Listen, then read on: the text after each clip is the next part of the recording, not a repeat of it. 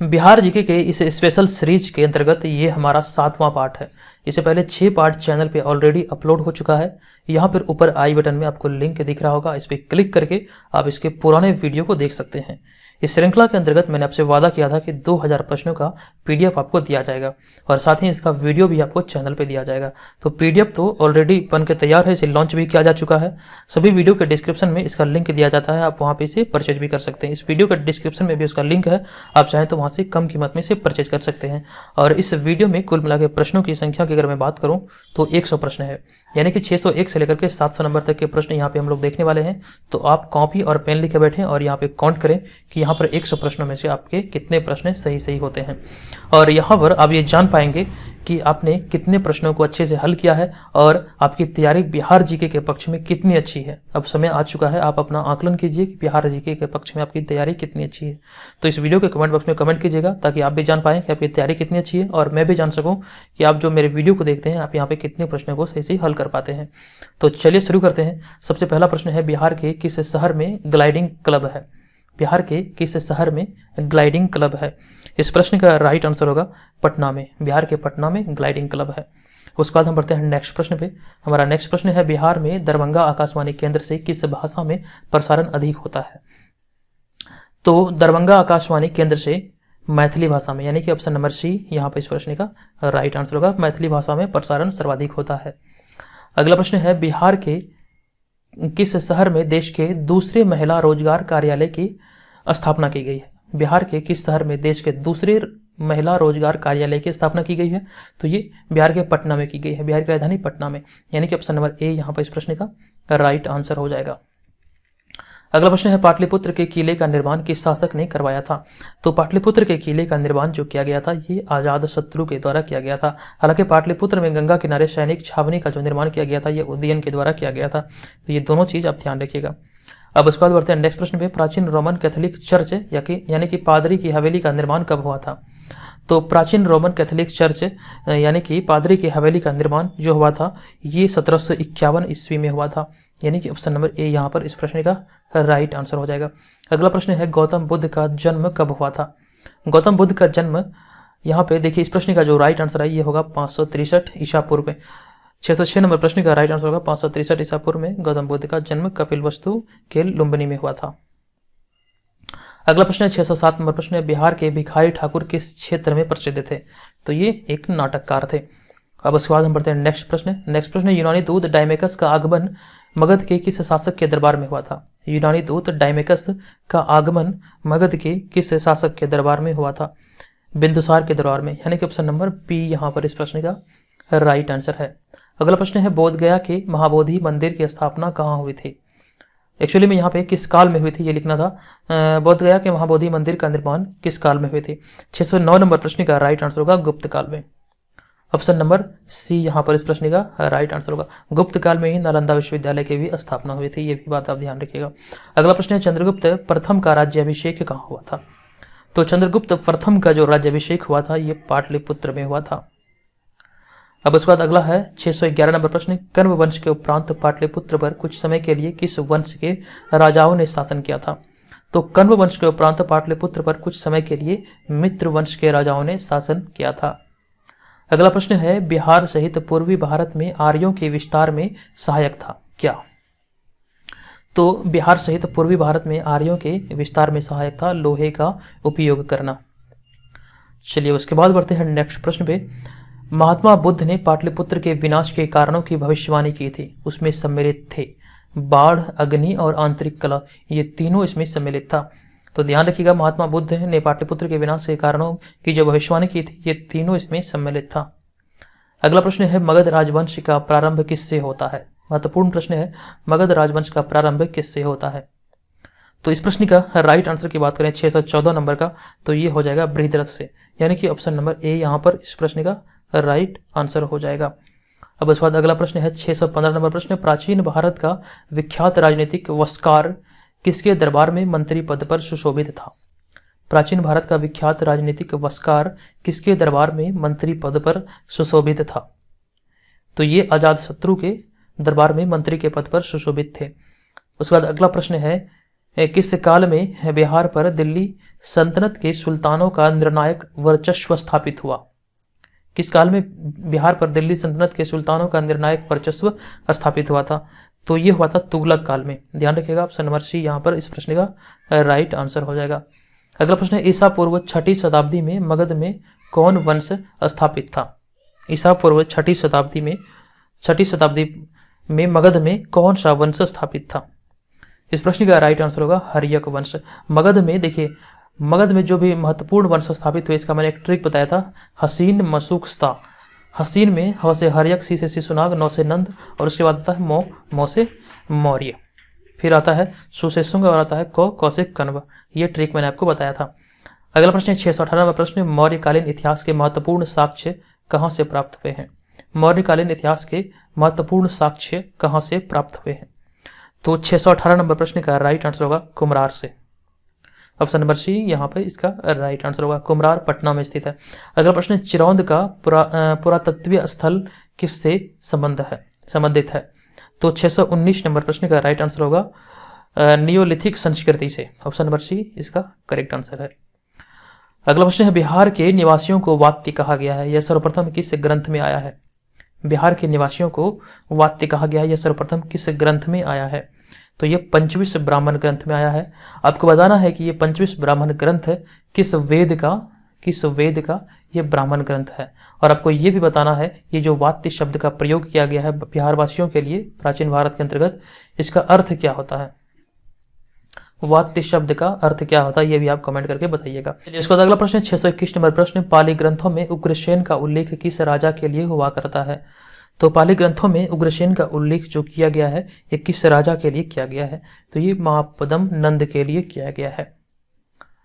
अगला प्रश्न है, प्रथम बौद्ध संगति का आयोजन कब हुआ था? प्रथम बौद्ध संगति का आयोजन किस वर्ष हुआ था? तो ये हुआ था 483 ईसा पूर्व में, राजगीर में हुआ था, अजातशत्रु के शासनकाल में। अगला प्रश्न है, वज्जी संघ में कौन सा राज्य सम्मिलित नहीं था? तो लिच्छवी, ज्ञातुक, विदेह या फिर चेदी। तो वज्जी संघ में कौन सा राज्य सम्मिलित नहीं था? देखिए यहाँ पर लिच्छवी, ज्ञातुक और विदेह ये सम्मिलित था, बल्कि यहाँ पे चेदी है जो है इसका राइट आंसर होगा, ये सम्मिलित नहीं था। ऑप्शन नंबर डी यहाँ पे इस प्रश्न का करेक्ट आंसर है। शुंग वंश का संस्थापक कौन था? तो शुंग वंश का संस्थापक पुष्यमित्र शुंग को माना जाता है। राइट आंसर है option number A, Pushyamitra Shunga. अगला प्रश्न है, चंद्रगुप्त मौर्य के दरबार में मेगास्थनीज को भेजने वाला शासक कौन था? सिकंदर, सेल्यूकस, डेमेट्रियस या फिर डिमोलिकस। तो इस प्रश्न का जो राइट आंसर होगा, चंद्रगुप्त मौर्य के दरबार में मेगास्थनीज को भेजने वाला शासक था सेल्यूकस निकेटर, जिसका ही राजदूत था मेगास्थनीज, और मेगास्थनीज ने ही इंडिका की रचना किया है। अगला प्रश्न है, विदेह के राजा जनक ने निष्क या स्वर्ण या सतनाम उपहार में दिए, यह कहाँ पर वर्णित है? विदेह के राजा जनक के द्वारा जो उपहार दिया गया था ये कहाँ पर वर्णित है? निष्क, स्वर्ण या फिर सतनाम उपहार में दिया गया, यह वर्णित है बृहदारण्यक उपनिषद में, यानी कि ऑप्शन नंबर ए यहाँ पर इस प्रश्न का राइट आंसर होगा। वेद के किस ग्रंथ में बिहार के विदेह राज्य में आर्यों के आगमन तथा निवास का साक्ष्य विवरण मिलता है? वेद के किस ग्रंथ में बिहार के विदेह राज्य में आर्यों के आगमन तथा निवास का साक्ष्य विवरण मिलता है? 627 नंबर प्रश्न का राइट आंसर होगा शतपथ ब्राह्मण ग्रंथ है, जो कि अथर्ववेद का ब्राह्मण ग्रंथ है। उसके बाद अगला प्रश्न है, कौटिल्य के अर्थशास्त्र में किस पहलू पर प्रकाश डाला गया है? तो राजनीतिक नीतियों पर प्रकाश डाला गया है। कौटिल्य के अर्थशास्त्र में राजनीतिक नीतियों पर प्रकाश डाला गया है, यानी कि बी नंबर यहाँ पे सही हो जाएगा। निम्नलिखित में से किस राजा ने पाटलिपुत्र को बसाया था? निम्नलिखित में से किस राजा ने पाटलिपुत्र को बसाया था? इसका राइट आंसर होगा उद्दीन। हालांकि पाटलिपुत्र में सैनिक छावनी का निर्माण अजातशत्रु के द्वारा किया गया था। अगला प्रश्न, चंद्रगुप्त प्रथम ने 320 ईस्वी में महाराजा धीराज की उपाधि कहां पर धारण की थी? तो महाराजा धीराज की उपाधि 320 ईस्वी में चंद्रगुप्त प्रथम के द्वारा जो धारण किया गया था, ये किया गया था एक्चुअली में ये जो किया गया था, इसका राइट जो आंसर होगा ये होगा पाटलिपुत्र में, यानी कि ऑप्शन नंबर ए यहाँ पर इस प्रश्न का करेक्ट आंसर हो जाएगा। अब उसके बाद हम बढ़ते हैं नेक्स्ट प्रश्न पे। यहाँ पे है अगला प्रश्न है, किस शासक ने स्वयं को लिच्छवी दोहित्र कहा है? देखिए शायद यहाँ पे पिछला प्रश्न भी 630 नंबर ही था, जी, ये 630 नंबर प्रश्न 2 बार यहाँ पे मतलब नंबरिंग 2 बार यहाँ पे हुआ है। तो अगला प्रश्न जो है 630 नंबर ही है ये भी। तो किस शासक ने स्वयं को लिच्छवी दोहित्र कहा है या फिर कहा था? तो इस प्रश्न का जो राइट आंसर होगा ये हो जाएगा समुद्रगुप्त, यानी कि ऑप्शन नंबर बी यहाँ पर इस प्रश्न का राइट आंसर है। अगला प्रश्न है यहाँ पर हमारा कि बिहार में गुप्त शक्ति के संगठन का श्रेय किसे दिया जाता है? तो बिहार में गुप्त शक्ति के संगठन का श्रेय चंद्रगुप्त द्वितीय को दिया जाता है। ध्यान रखिएगा, ऑप्शन नंबर बी यहाँ पर इस प्रश्न का राइट आंसर होगा। महाजनपद काल में पवापुरी किसकी राजधानी थे? तो महाजनपद काल में पवापुरी मल्ल गणराज्य की राजधानी थे। ऑप्शन नंबर डी यहाँ पर इस प्रश्न का करेक्ट आंसर है। अगला प्रश्न है मगध महाजनपद की राजधानी कहाँ थी? मगध महाजनपद की राजधानी गिरिव्रज, यानी कि गिरिव्रज या फिर राजगीर भी कह सकते हैं। तो इसका जो राइट आंसर है ऑप्शन नंबर सी यहाँ पे होगा, 633 का ऑप्शन नंबर सी यहाँ पर इसका करेक्ट आंसर है। अगला प्रश्न है अशोक का धम्म क्या था? धम्म नीति जो अशोक की थी ये नैतिक आचार संहिता, इसका करेक्ट आंसर हो जाएगा। अगला प्रश्न है चंद्रगुप्त मौर्य का प्रधानमंत्री कौन था? तो चंद्रगुप्त मौर्य के प्रधानमंत्री चाणक्य थे। इसका करेक्ट आंसर है ऑप्शन नंबर ए। इन्हीं की सहायता से यानी कि चाणक्य की सहायता से चंद्रगुप्त मौर्य ने ये क्या कहते हैं मगध पर मौर्य वंश की सत्ता स्थापित की थी। अब यहाँ पे मैंने आपको एक ट्रिक बताया था कुछ देर पहले, हसीन, ध्यान रखिएगा, हसीन मशूक, तो हर्यक से सुनाक, फिर नौ से नंद, फिर मौ से मौर्य। तो नंद वंश की सत्ता को समाप्त करके चाणक्य की सहायता से चंद्रगुप्त मौर्य ने मगध पर मौर्य वंश की सत्ता को स्थापित किया था। ये ट्रिक आप ध्यान रखिएगा, हसीन मशूक। अब उसके बाद अगला प्रश्न है मौर्य साम्राज्य का संस्थापक कौन था? तो इसका जो राइट आंसर होगा चंद्रगुप्त मौर्य। अगला प्रश्न है अशोक ने अपने धम्म यात्रा के अंतर्गत बोधगया की यात्रा अपने राज्याभिषेक के किस वर्ष में की थी? तो बोधगया की यात्रा अपने राज्याभिषेक के 10वें वर्ष में किए थे। तो ऑप्शन नंबर बी यहाँ पे इस प्रश्न का राइट आंसर होगा। अगला प्रश्न है 638 नंबर प्रश्न है बिहार प्रांत के आरा से प्राप्त देवबरनाक का लेख तथा शाहपुर एवं मंदर से प्राप्त लेखों में किसके बारे में जानकारी मिलती है? देखिए प्रश्न के बारे में फिर से रिपीट कर रहा हूँ, 638 नंबर प्रश्न कि बिहार प्रांत के आरा से प्राप्त देवबरनाक का लेख तथा शाहपुर एवं मंदर से प्राप्त लेखों में किसके बारे में जानकारी मिलती है? इस प्रश्न का राइट आंसर होगा परवर्ती गुप्त वंश, यानी कि ऑप्शन नंबर डी यहाँ पे इस प्रश्न का करेक्ट आंसर होगा। अब उसके बाद अगला प्रश्न है बिहार से प्राप्त मौर्य अभिलेखों की लिपि क्या है? बिहार से प्राप्त मौर्य अभिलेखों की लिपि जो है ये हो जाएगा यहाँ पर हमारा 639 नंबर प्रश्न का ब्राह्मी लिपि, यानी कि ऑप्शन नंबर सी इस प्रश्न का राइट आंसर है। अगला प्रश्न है पाटलिपुत्र को किस शासक ने सर्वप्रथम अपनी राजधानी बनाया था? पाटलिपुत्र को किस शासक ने सर्वप्रथम अपनी राजधानी बनाया था? तो चंद्रगुप्त मौर्य के द्वारा सबसे पहले पाटलिपुत्र को राजधानी बनाया गया था। अगला प्रश्न है पावापुरी किस धर्म से संबंधित स्थल है? इस प्रश्न का राइट आंसर होगा जैन धर्म से। ऑप्शन नंबर ए यहाँ पे करेक्ट आंसर है। अगला प्रश्न है देश का सबसे बड़ा पशु मेला किस राज्य में लगता है? तो भारत का सबसे बड़ा पशु मेला बिहार में लगता है, बिहार के सोनपुर में। अगला प्रश्न है बिहार राज्य के किस स्थान पर देश का सबसे बड़ा पशु मेला लगता है? देखिए वही प्रश्न है, तो यहाँ पे एग्जैक्ट स्थान पूछा गया है कि बिहार में कहाँ पर। तो बिहार में सबसे बड़ा पशु मेला, एक्चुअली में बिहार नहीं बल्कि भारत में सबसे बड़ा पशु मेला बिहार के सोनपुर में, यानी कि ऑप्शन नंबर सी यहाँ पे इस प्रश्न का राइट आंसर है। अगला प्रश्न है देश के सर्वोच्च अलंकरण भारत रत्न से सम्मानित उस्ताद बिस्मिल्लाह खां बिहार के किस जिला के निवासी हैं या फिर थे? इस प्रश्न का राइट आंसर होगा देखिए बक्सर, दरभंगा, पटना, यहाँ पे 2 बार पटना लिखा गया है, तो इसका जो राइट आंसर होगा ये हो जाएगा बक्सर, यानी कि ऑप्शन नंबर ए यहाँ पे सही आंसर होगा। तो बक्सर से रिलेटेड एक प्रश्न है, कई बार एग्जाम में पूछा गया है कि बिहार में गंगा नदी किस स्थान पर प्रवेश करती है? तो गंगा नदी का जो प्रवेश होता है बिहार में, बिहार के क्षेत्र में बक्सर में एक स्थान है चौसा, उसी स्थान से ये प्रवेश करती है। तो ये चीज़ आप ध्यान रखिएगा, ये कई बार एग्जाम में पूछा गया है। अगला प्रश्न है बिहार राज्य में शिक्षा के प्रसार के लिए किस वर्ष को विद्यालयों में नामांकन वर्ष के रूप में मनाते हैं? तो इसका जो राइट आंसर होगा 645 का ये हो जाएगा एक्चुअली में वर्ष 2002 को, यानी कि ऑप्शन नंबर बी यहाँ पे इस प्रश्न का हमारा करेक्ट आंसर हो जाएगा। अगला प्रश्न है बिहार की राजधानी पटना प्राचीन काल में किस नाम से विख्यात थी? कुसुमपुर, पाटलिपुत्र, अजीमाबाद या फिर उपरोक्त सभी? तो देखिए यहाँ पर इस प्रश्न का जो राइट आंसर होगा उपरोक्त सभी होगा, क्योंकि पटना को प्राचीन बिहार के अंतर्गत कुसुमपुर, पाटलिपुत्र और अजीमाबाद के नाम से जाना जाता था। अगला प्रश्न है बिहार के महाजनपद मगध की राजधानी कहाँ पर थी? बिहार के महाजनपद मगध की राजधानी कहाँ पर थी? इस प्रश्न का राइट आंसर की अगर हम बात करें तो देखिए, जो प्राचीन राजधानी थी राजगिरी या फिर राजगिरा कह सकते हैं ये, और जो कालांतर में इसकी राजधानी बनी थी ये पाटलिपुत्र बनी थी। दोनों यहाँ पर सही आंसर होगा। देखिए, महाजनपद की बात आई है तो प्राचीन भारत में 16 महाजनपदों के बारे में चर्चा मिलती है। सबसे पहले ये चर्चा बौद्ध ग्रंथ अंकुत्तर निकाय, जबकि जैन धर्म भगवती सूत्र के में जो ये 2 ग्रंथ है, इन दोनों ग्रंथों में सबसे पहले प्राचीन भारत में 16 महाजनपदों की चर्चा मिलती है, जिसमें से कि 3 महाजनपद बिहार के क्षेत्र में थे। ये चीज आप ध्यान रखिएगा। अब उसके बाद अगला प्रश्न है 648 नंबर प्रश्न है, मगध राज्य की राजधानी राजगृह का निर्माण किसने किया था? राजगृह या फिर राजगृह का निर्माण किसने किया था? 648 नंबर प्रश्न का राइट आंसर होगा महागोविंद ने। ऑप्शन नंबर सी इसका करेक्ट आंसर होगा। अब बिहार में रेल शुरू कब हुई थी? तो इस प्रश्न का जो राइट आंसर होगा, बिहार में रेलवे की जो शुरुआत हुई थी ये 1860 और 62 के बीच में ये शुरू हुआ था। इसका right answer option number B. अगर हम संपूर्ण भारत की बात करें कि भारत में रेलगाड़ी पर हम पहली बार कब चली थी, तो 1853 में लॉर्ड डलहौजी के शासनकाल में ये चली थी, और ये पहली बार मुंबई से थाने तक चलाई गई थी, जो कि एक मालगाड़ी थी। ये भी बात आप ध्यान रखिएगा। अगला प्रश्न है बिहार राज्य की पहली रेलवे का क्या नाम था? तो बिहार राज्य की पहली रेलवे का नाम था ईस्ट इंडिया रेलवे, यानी कि ऑप्शन नंबर डी यहाँ पर इस प्रश्न का करेक्ट आंसर है। अगला प्रश्न है बिहार के किस नगर में पहला दूरदर्शन केंद्र स्थापित किया गया था? सहरसा, पटना, मुजफ्फरपुर या फिर गया? तो बिहार के मुजफ्फरपुर में पहला दूरदर्शन केंद्र स्थापित किया गया था।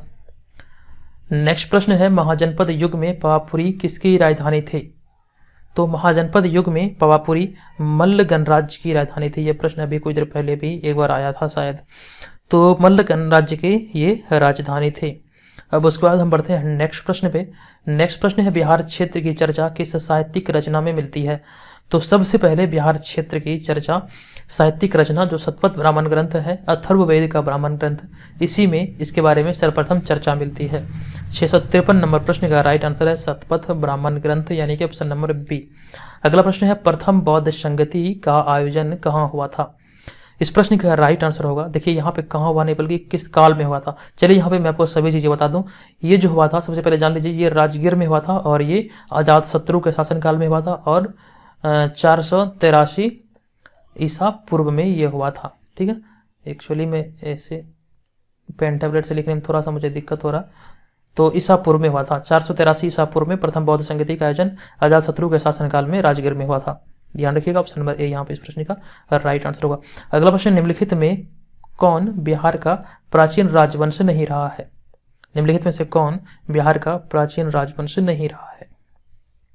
इस प्रश्न का राइट आंसर होगा कलिंग, ऑप्शन नंबर बी यहाँ पे इस प्रश्न का राइट आंसर होगा। इसके अलावा शिशुनाग वंश, हर्यक वंश और मौर्य वंश बिहार का प्राचीन राजवंश रहा है। इसका करेक्ट आंसर होगा कलिंग वंश। अगला प्रश्न है बिहार में इंदिरा गांधी खुला विश्वविद्यालय कहाँ पर है? तो बिहार में इंदिरा गांधी खुला विश्वविद्यालय, इसका राइट आंसर होगा 656 का, यह है पटना में। अब यहाँ पे बात आई है खुला विश्वविद्यालय यानी कि ओपन यूनिवर्सिटी की।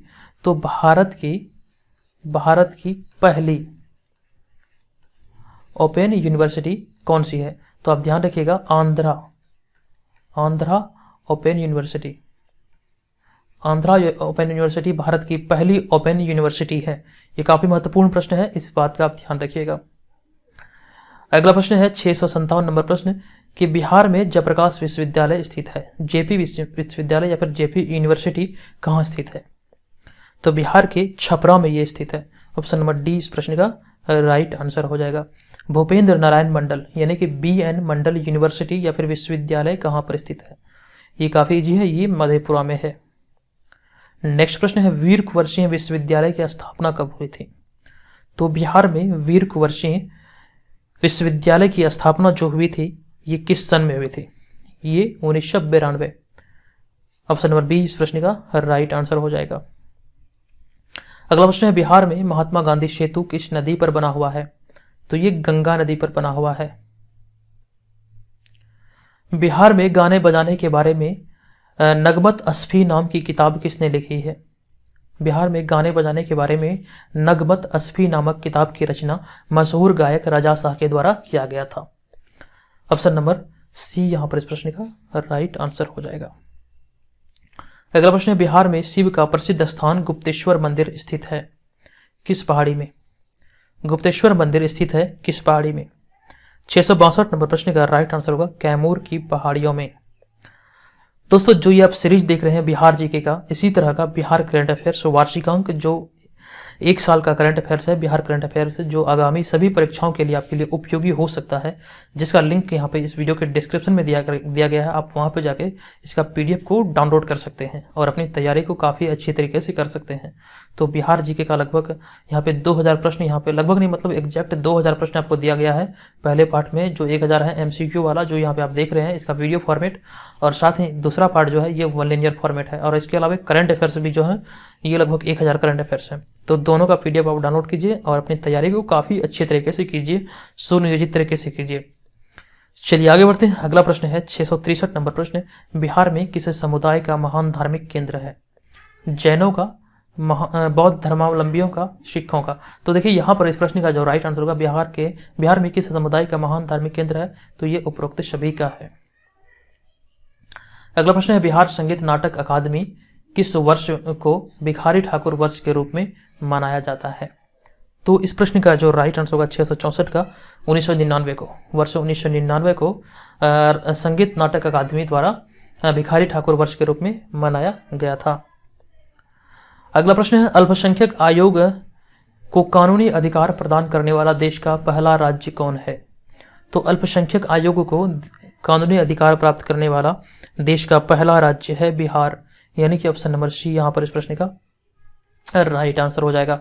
अगला प्रश्न है बौद्ध धर्म की महायान शाखा का ग्रंथ प्राज्ञा पारमिता को किस शैली की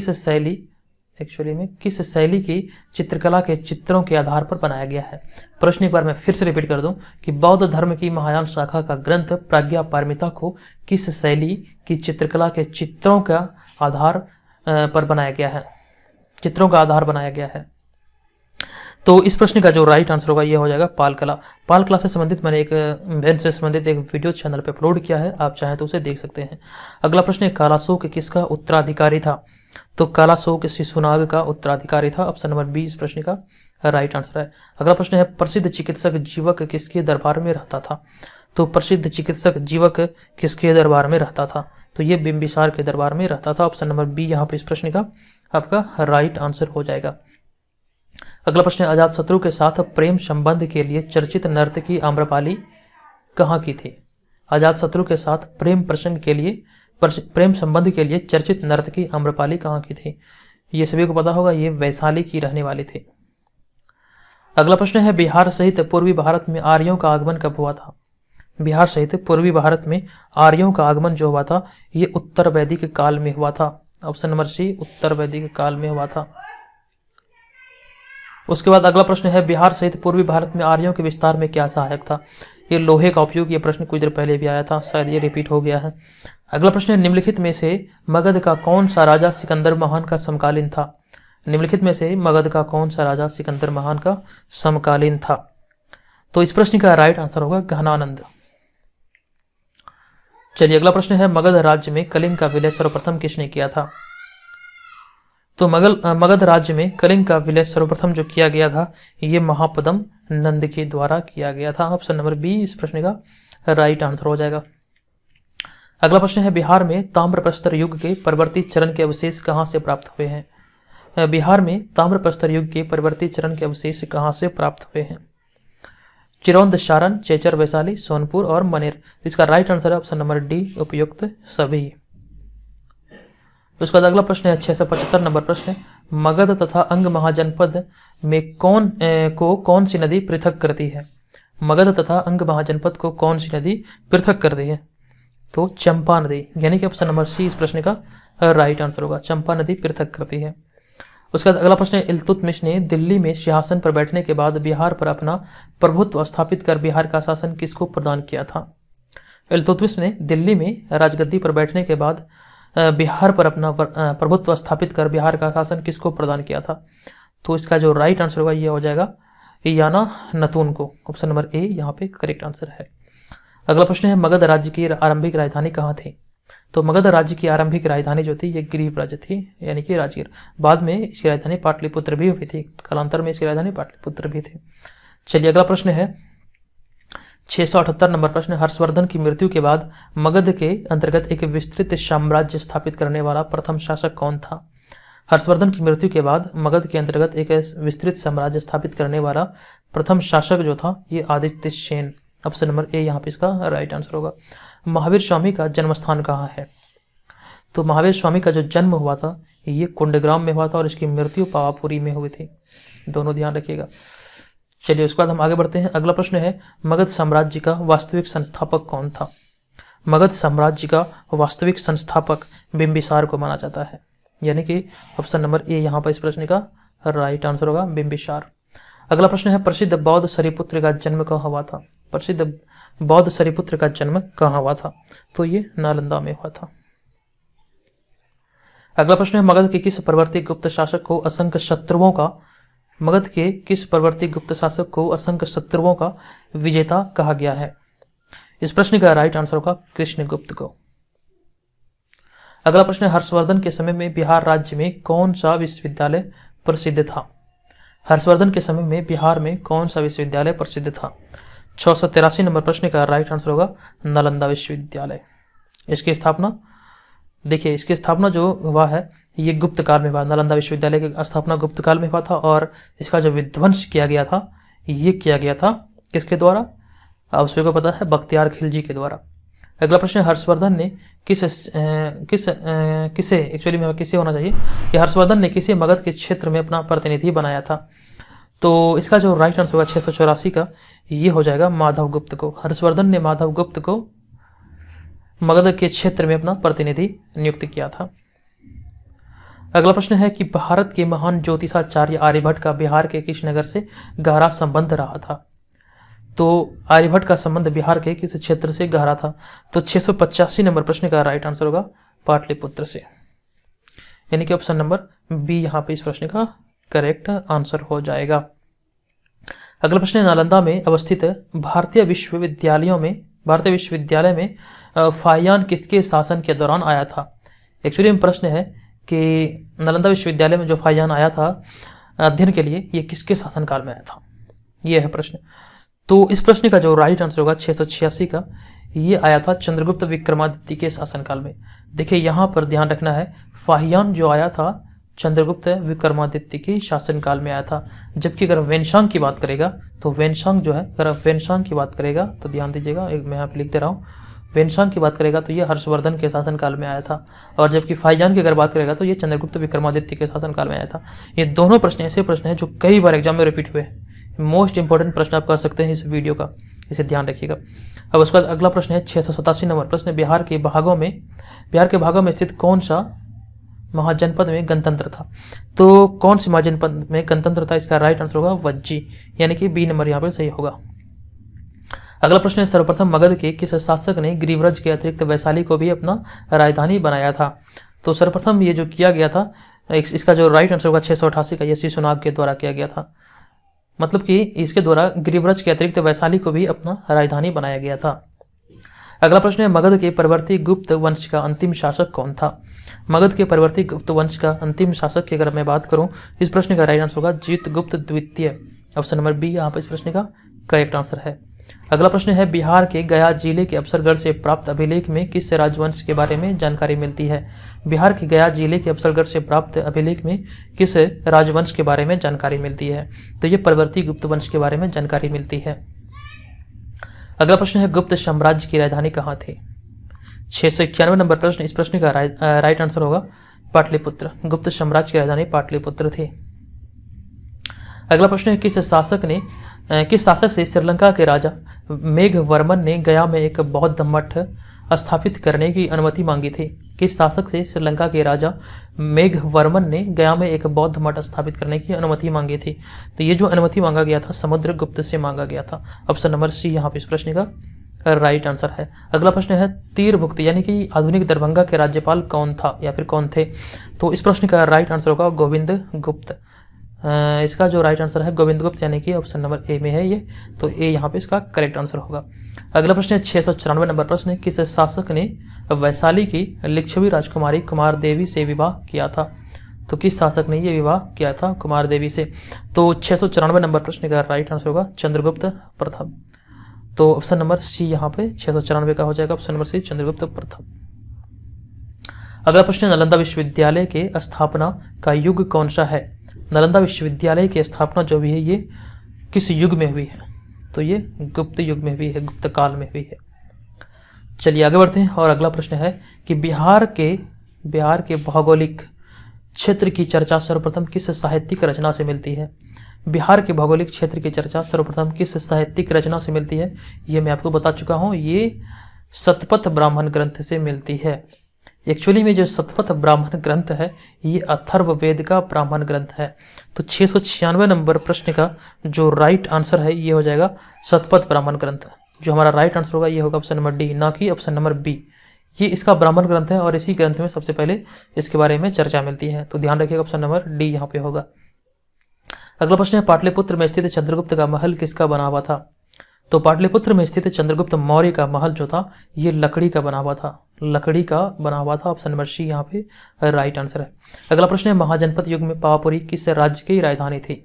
तो महाजनपद युग में पावापुरी मल्ल गणराज्य की राजधानी थी।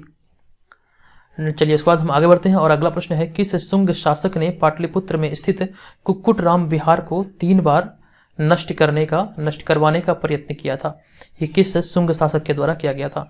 तो एक्चुअली में इसका जो राइट आंसर होगा ये हो जाएगा पुष्यमित्र शुंग, यानी कि ऑप्शन नंबर सी यहाँ पे इस प्रश्न का करेक्ट आंसर हो जाएगा। उसके बाद हम बढ़ते हैं नेक्स्ट प्रश्न पे। नेक्स्ट प्रश्न है 700 नंबर प्रश्न, मगध में प्रथम ब्राह्मण राज्य स्थापित किसने किया था? तो मगध में प्रथम ब्राह्मण राज्य स्थापित करने का श्रेय जो दिया जाता है ये पुष्यमित्र शुंग को दिया जाता है। इसका right answer option number C. तो दोस्तों यहाँ पर 100 प्रश्नों में से आपने कितने प्रश्नों को सही से हल किया है 100 में से? कृपया कमेंट बॉक्स में जाइए, कमेंट करके मुझे जरूर बताइए कि आपने यहाँ पे कितने प्रश्नों को सही से हल किया है। अगर आपको इस वीडियो से हेल्प मिली हो तो वीडियो को लाइक करें, कमेंट करें और शेयर जरूर कीजिएगा। और अगर आप स्टडी मटेरियल वगैरह चाहते हैं तो इस वीडियो के डिस्क्रिप्शन में तमाम स्टडी मटेरियल दिए गए हैं, आप वहाँ पे जाके इसे प्राप्त कर सकते हैं। और जाते जाते आप एक कमेंट जरूर कीजिएगा कि ये वीडियो आप कहाँ से देख रहे हैं। हमारे इस वीडियो को जो आप देख रहे हैं ये किस क्षेत्र से देख रहे हैं, किस प्रांत से देख रहे हैं। आप अपना जगह का नाम इस वीडियो के डिस्क्रिप्शन में जरूर लिखिएगा ताकि मैं जान पाऊँ कि ये वीडियो कहाँ कहाँ देखा जाता है। तो आज के इस वीडियो में इतना ही, मिलेंगे नेक्स्ट वीडियो में, तब तक के लिए धन्यवाद।